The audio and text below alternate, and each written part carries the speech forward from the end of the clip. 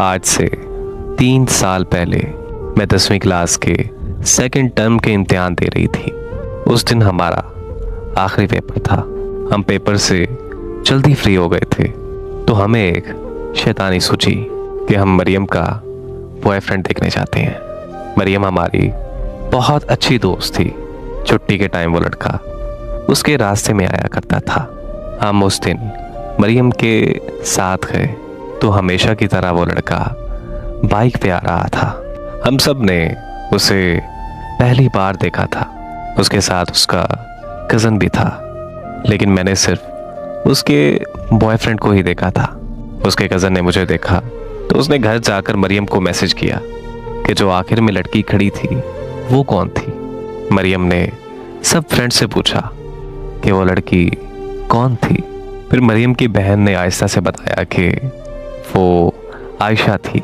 मरियम और मैं बहुत अच्छी फ्रेंड्स थी। हम हर बात एक दूसरे से शेयर करते थे। मरियम मुझे बहुत अच्छी तरह जानती थी। उस लड़के ने मरियम से कहा कि अपनी फ्रेंड से मेरी दोस्ती करवाओ। मरियम ने दूसरे दिन मुझे कहा तो मैंने उसे साफ साफ इनकार कर दिया। मैंने उसे कहा कि मैं तुम्हारी हर बात मानने को तैयार हूँ, लेकिन ये बात हरगिज़ नहीं मान सकती। मगर वो लड़का मुसलसल मरियम के पीछे पड़ा रहा कि उसे कहो एक बार मुझसे बात कर ले, लेकिन मैंने उसे हर बार इनकार कर दिया, क्योंकि ना हमारे घर का ये माहौल था और ना मैंने कभी सोचा था किसी लड़के के बारे में। एक दिन मैं मरियम के घर गई तो मरियम ने अपनी कसम देकर उस लड़के से मेरी बात करवाई। मरियम की कसम की वजह से मैंने उससे बात की। मैंने बस उस लड़के से सलाम किया, उसके अलावा मैंने उससे कोई बात नहीं की। फिर उसने मरियम से मेरा नंबर मांगा। मेरे पास अपना फ़ोन नहीं था। मैं अपने चाचू से फ़ोन लेकर अपनी फ्रेंड से बात किया करती थी। फिर मैंने उसी नंबर से उससे बात की। बात करते करते मुझे कब उसकी आदत हो गई मुझे पता ही नहीं चला। मुझे उससे बेहद मोहब्बत हो गई। मेरी ज़िंदगी में वो पहला लड़का था जिससे मैंने इतनी मोहब्बत की। वो मेरा बहुत ख्याल रखता था, हर बात मानता था मेरी।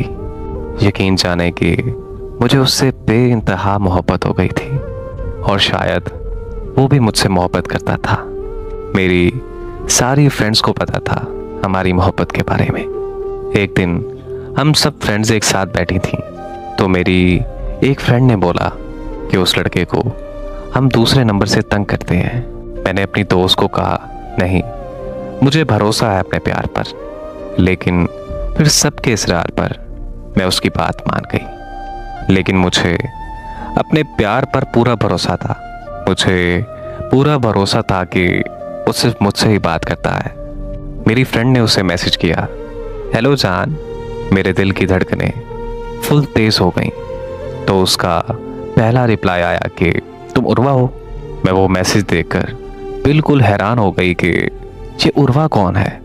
मेरी फ्रेंड ने रिप्लाई किया कि हाँ मैं उर्वा हूँ। तो वो कहने लगा कि कैसी हो मेरी जान। मैं ये सोच सोच कर रोए जा रही थी। मेरी फ्रेंड्स मुझे चुप करवा रही थी। यकीन जाने कि वो दिन क़यामत का दिन था मेरे लिए। मेरी फ्रेंड उसे मैसेज करती रही और वो बात करता रहा। वो बिल्कुल मेरी दोस्त से उसी तरह बात कर रहा था जिस तरह वो मुझसे बात किया करता था। ये देखकर मैं बिल्कुल खामोश हो गई और अपने घर वापस आ गई। घर आकर फ़ोन देखा तो उसके मैसेजेस आए हुए थे। मेरी फ्रेंड ने मुझे कहा था कि उसे इस बारे में कुछ मत बताना, हम देखते हैं कि वो खुद बताता है या फिर नहीं। लेकिन मुझसे कहाँ सब्र होता था।